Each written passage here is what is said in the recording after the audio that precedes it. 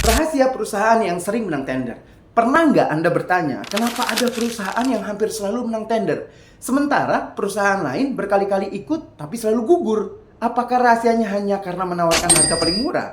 Jawabannya belum tentu. Faktanya, di banyak proyek pemerintah maupun swasta, harga bukan lagi satu-satunya penentu. Pemilik proyek juga melihat apakah perusahaan tersebut memiliki sistem kerja yang baik, mampu menjaga mutu, memperhatikan keselamatan kerja, dan tentunya patuh terhadap berbagai regulasi. Kalau Anda baru pertama kali belajar ISO, jangan lupa subscribe sekarang. Di channel YouTube Ruang Mutu, kita belajar ISO dengan bahasa yang sederhana dan mudah dipahami.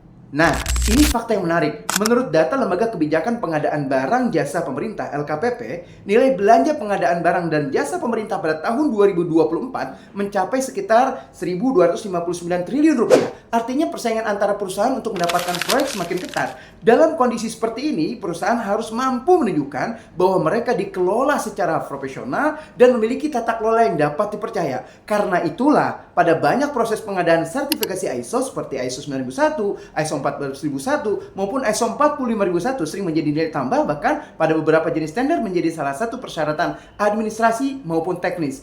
Perlu dipahami, ISO bukan jaminan pasti menang tender, tetapi ISO dapat meningkatkan kredibilitas perusahaan, membantu memenuhi persyaratan tender tertentu, serta memberikan keyakinan kepada calon pelanggan bahwa perusahaan memiliki sistem manajemen yang baik. Itulah sebabnya perusahaan-perusahaan besar tidak hanya mengejar sertifikat, mereka membangun sistem, dokumen tertata, risiko dikelola, proses kerja menjadi konsisten, dan ketika mengikuti tender, mereka sudah siap bersaing. Karena pada akhirnya, tender dimenangkan bukan hanya oleh perusahaan yang menawarkan harga murah, tetapi juga oleh perusahaan yang mampu memberikan rasa percaya kepada pemberi kerja. Kalau perusahaan Anda ingin meningkatkan peluang memenangkan tender, mungkin sudah saatnya mulai membangun sistem manajemen ISO. Sekarang, saya ingin bertanya kepada Anda. Menurut Anda, apakah sertifikat ISO benar-benar berpengaruh terhadap peluang menang tender?